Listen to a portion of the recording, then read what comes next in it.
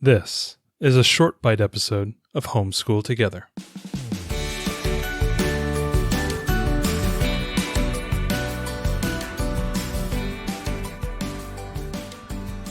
Hello, families and friends. Thanks so much for joining us on Homeschool Together. It's another short bite edition, and something popped into our heads that Ariel talked about last week when we were talking about our journal, which was she was putting together her own journal. And I know there's a lot of parents out there who are really creative and they have, a lot of free time on their hands. I don't know who they are. Especially when you're homeschooling multiple children, it's crazy. But Ariel spent a lot of time building her own journal when we were traveling, but we were kind of talking about it and said, well, maybe this has applicability in kind of more of a broader application towards homeschooling. And I thought we just want to talk about it a little bit. We did a whole episode on Canva, and I'll go ahead and link that in the show notes. And you primarily use Canva to do this, right? Yeah, I totally used Canva. So the brief overview of Canva is basically it is a poor man's Photoshop. It's more strictly graphic design. It's like Publisher. It's like if anyone ever used Microsoft Publisher, but it's easier to use than that, and it's web-based and it's free. There is a free. You can get the premium version, which gives you just access to more stock art, clip art, and layouts and all kinds of stuff. And you can get that for free as a homeschooler if you apply for Canva for Education. So you can get all the premium features. I didn't use a ton of premium features on this, but I use it all the time. And we use it tons. Yeah, when I'm doing like book covers and we're doing graphics and logos. I just made my daughter's birthday card invitations, right? I was like, oh yeah, give me a template of birthday invitations. And it was just super cute. I pasted in a picture of her there's a ton of features. Absolutely amazing. You know, worksheets in there, all kinds of stuff. And so you used it to generate essentially a journal day by day through your travels. Now, this doesn't necessarily mean that you guys who are listening will apply it to only travel. This has wider applications. Right. This could be a great way to make a homeschool portfolio is what we were thinking. I mean, it's great. It's great for travel, but it could be a way to do photo documentation of anything. Yeah. Honestly. And it actually has kind of this, you're right when you say publisher or InDesign or some type of graphical layout of content, whether that is in the written form. I've seen people do kind of brochures for companies or like menus for a restaurant. Like it's not just images that you're manipulating and throwing text on. It has a very wide application. So if you are out there, like what you said, doing like a portfolio, or if you want to just chronicle what you're doing for the year, month by month, and you're just trying to put that together. Yeah, or you just want to make a family photo book. We started... And you do this for Christmas almost every year for the family. Yeah, I had this idea. I like the idea of digital scrapbooking, and the reason that I like it is because you can, once I've spent the time to create something, then I can just share it. I can get a print off for Nana and Papa. I can get a print off for Grandma and Grandpa. I can have one for us, and I don't have to worry that if it gets lost or damaged, that our memories are gone forever. So I really like the idea of digital scrapbooking, and I have not found a really great tool to use for it. I really like this for it. It's not like 100% tuned to this because it's more of a general desktop publishing online program, but it works pretty well. And so, I have like a Christmas scrapbook and a Halloween scrapbook, and it has pictures of the family every year. And the idea is that and each holiday, we can look back at all the previous years about, what costumes the kids wore and kind of enjoy that part of it. It's getting to the point where, like, I know my mom is expecting it every year for Christmas. At Christmas every year. Grandma gets her new book and she's like over the moon. She actually waits. Like, she knows which one that is when we open presents, and she just like holds it back for the end because she knows that's her favorite present. Even the girl, when she opens it and then starts looking through it, both girls love to sit on either side of her chair and point at all the photos and reminisce over the year. And, with our youngest now, she's, just about to turn 4, she's getting involved in that as well. And she's remembering her memories from the year and wants to tell grandma all about them. So I love the books that you do. So talk a little bit about like your process. So you every night had a little bit of extra time at the end of the night. When we were in Ireland, and you did what? Like, what was your thinking around the scrapbook? Yeah, I wanted to do it every night that we were there because I did not want to come home with 1,000 pictures, right? We're there for 31 days. Easily, there's like 1,000 pictures. I did not want to come home with that many pictures and be like, now I'm going to try to remember everything we did. And I thought, even if I just write the text of a journal every day of what we did, still trying to sort through the pictures was like, I was never going to do that. Yeah. So I decided I wanted something that was going to be super easy, that I could I could do repeatably in about a half hour each night. I wanted it to be like that quick. And so if I missed a night, it would only be like an hour the next night to do catch up. And I was able to really stick with this. So what I did was I went into Canva and I created a 12 by 12 square blank project. Because if they have one for a scrapbook, but it's like 8 by 8. It wasn't as big as I wanted. So I just made my own. And then what I used exclusively for this was I used something called grids. And so when you're looking at in Canva at the elements, you can search for grids. And what grids are is they're basically an arrangement of different picture boxes. And you can do them starting from one whole picture of the entire page down to 10 pictures arranged and everything in kind between. Of different sizes. Yeah. So like for, let's say imagine like a yearbook, but not like the kids' photos, but like kind of the fun and exciting grid of images. Yeah, it's like anything you go to like Shutterfly or something or any of those places that make you a photo book and you say like, I've got this page and it has, I want to put 3 pictures on it or 6 pictures. 2 are in landscape, a couple are in vertical. Right. Yeah. And so they have done the job of coming up with the layout for you. So when you search grids, there's like dozens and dozens of there's images. a ton of them. So what you do is, what I would do every night is I would go on to iCloud. First, I'd go on my phone and I'd make sure like, okay, I've got all of them. Because we both use iPhones, we have a shared iCloud library. So all the pictures you take and all the pictures I take, we have them on each other's phones. So I know I've got them all. I would log into iCloud. I would go through and I would take down all the pictures that I thought were good. From that day. And I went ahead and downloaded almost all of my photos. They were all quality. Perfect composition. So what I would do is I would take down the best photos of the day and not really worrying about, I can only put 4 a page or whatever. I'd just like take down what I thought was good, get them downloaded to a folder on my desktop. And once I downloaded those, then I would open them and kind of look through and it would remind me about everything we did during the day. And I had a Google Doc and I would just say like day 1 and some short description like exploring Killarney Town or, a day at the national park or whatever. Yeah. I would just give it some title and then I would write a quick synopsis of what we did that day. And then once I wrote that, I kind of would look for what I thought were my best pictures and I wanted to make 2-page spread for every day. So once I had that, I said, okay, well, I've got, 10 pictures to spread between 2 pages. And here's my text. I would go ahead into Canva, click to add a text box. I'd add my big title, and then I'd add another text box with all of my Google Drive stuff. And the reason I put it in Google Drive was because I really trusted that. And with Canva, I'm working on layouts and stuff. I didn't want to accidentally delete something and then lose my words. And I just knew I wanted them in Google Drive for, forever posterity. So I had them there and I just copied them over. So I just chose a plain background. I chose like 4, I think 5 different background colors, and I just kept repeating them. So I would do one spread in one color, and then I'd go to the next. And once I did finish the sequence, I'd start it again. So I would paste in my big title, my journal words, and then I'd know, hey, I need 4 pictures to go on this. I'd find the right grid. When you click on the grid, it automatically adds it to the page.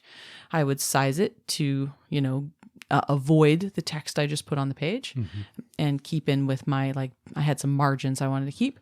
And then once you have the grid there, what they are is they're places for you to paste in pictures. So all I have to do is drag and drop a picture into there and it immediately snaps into that frame spot. And then what you can do is you can double click on the picture and you can zoom in on it. You can move it around. You can also go ahead and edit it. You can change the lighting or we had a couple where we took a picture of this really famous bridge and our kids were in the foreground of this picture and the bridge was in the background and there's this couple absolutely making out in the background. And I remember you saying... It was awesome. They were going to town. Oh my gosh. I remember you saying and they wouldn't leave. They just kept going. We kept waiting to be able to get a picture in front of this bridge without this couple there and they just wouldn't leave.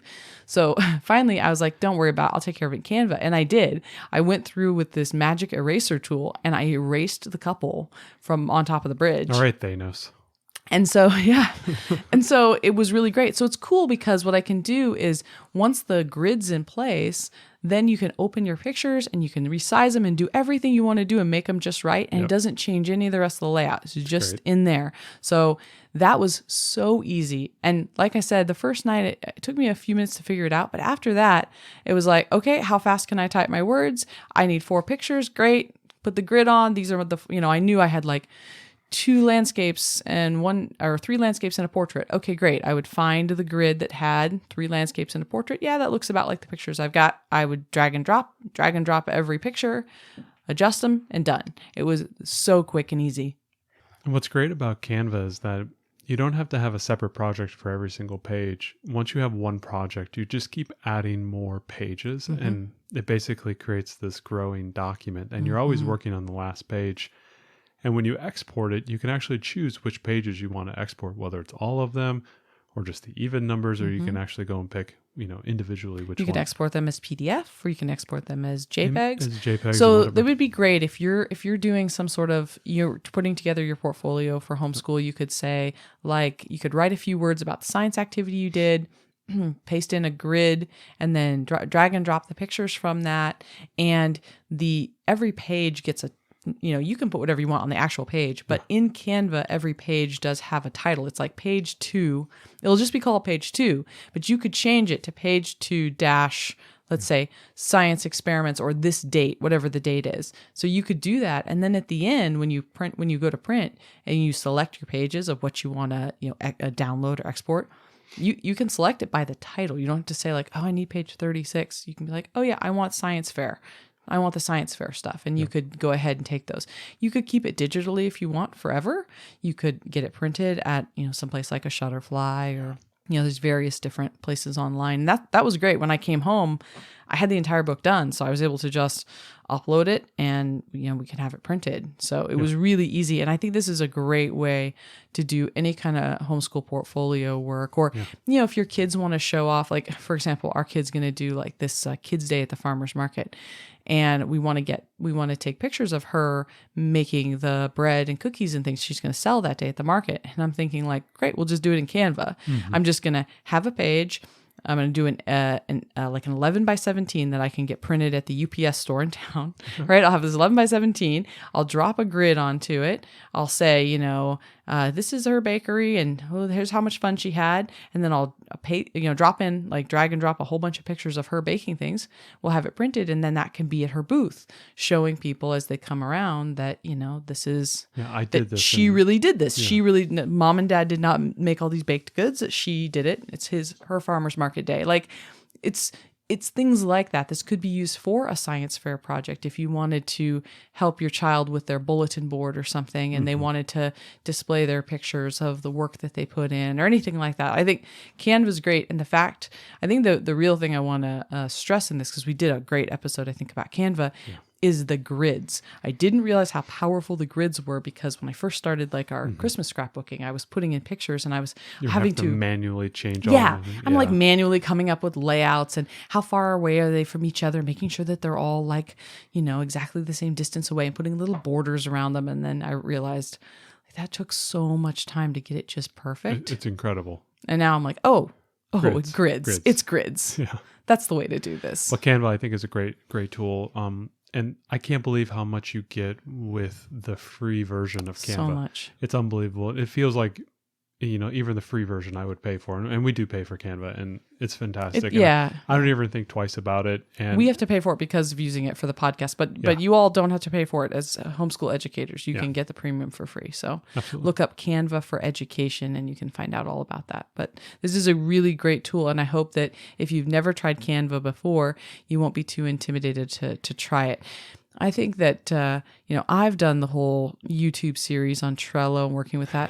I think maybe someone else in this room should do the Canva tutorial and how to work with that, because I'm the one talking mostly in this episode, but you've used Canva way, way more than I have. Yeah. And maybe that's something that we should do. So holler at us if that's something you want to see. I've come a long way with my book cover designs, and Canva has been a big thing that I've used. I've played with some of the other tools without going the full Photoshop route, which is The learning curve, man, it's too high. Well, and it's also just, it's too much. It's one of those things where I feel like, remember there was that short before one of the Pixar movies. It was the alien and he was trying to fly the ship and there was like 50 million buttons. Yes, those are the best. I feel like that when I'm around Photoshop. And so there's too many levers. It's just too much. What I like about Canva is it feels like a turboed version of Microsoft Paint without the concept of layers.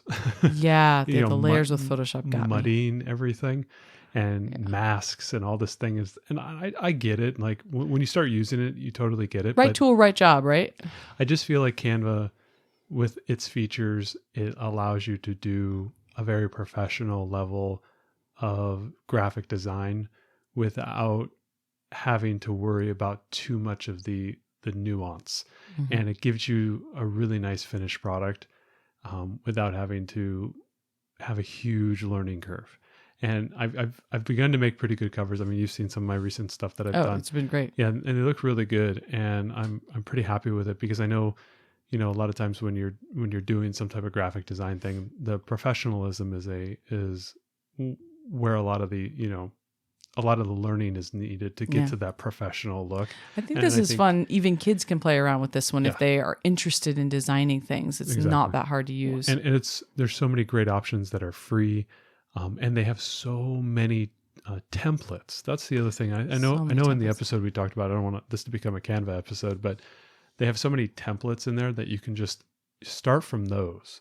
Yeah, like the birthday party invitation had everything. 90% of the time, start from those. Like you can have, if you're having to do a poster board for, a fair, or you have something at your co-op you got to put together, and then your kid has to put together a little presentation or something like that. They do PowerPoint presentations in Canva that you can make, and pretty much anything that you have to do in a digital, whatever digital product or print product, whether it's a brochure, an 8x11 slick sheet on some product or whatever it might be. There are an enormous amount of templates out there, and you should just start from there.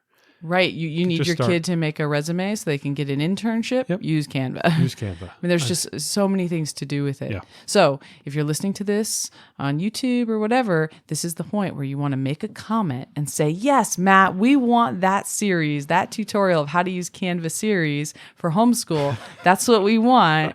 Tell him now so that we can all guilt him into doing this. Making more work for me, woman. Thanks so much for joining us today and making us a part of your homeschool journey. Please engage with us on social media. Join our Homeschool Together podcast group on Facebook and find us at Homeschool Together Podcast on Instagram. We'd love to hear your feedback, questions, and recommendations. Until next time, happy homeschooling!